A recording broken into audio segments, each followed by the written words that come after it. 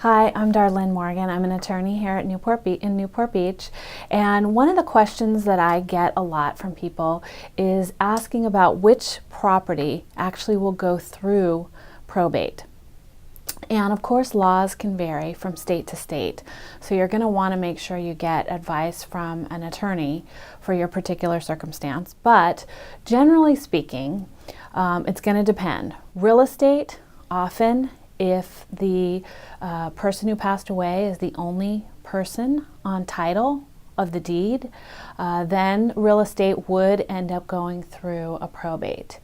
Another thing to consider would be bank accounts. And bank accounts, it's also going to depend on who's on title to the account. If only the decedent is on title, then that would also likely go through a probate. However, on bank accounts, sometimes the person may have put a transfer on death beneficiary or another person on title to the account.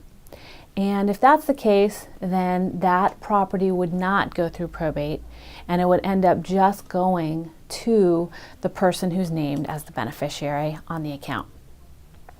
Life insurance and retirement accounts.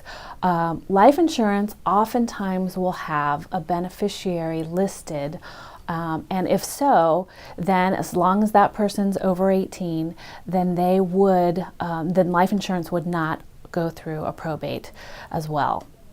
Retirement accounts, usually for the same reason, has a beneficiary listed on the account, and if so, then retirement accounts would not go through a probate either. So those are usually the big ones.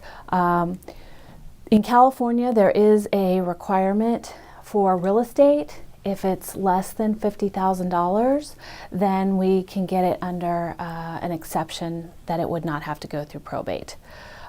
Also, for if all the other property together is less than $150,000, then we also can fill out some paperwork and potentially avoid probate for that as well.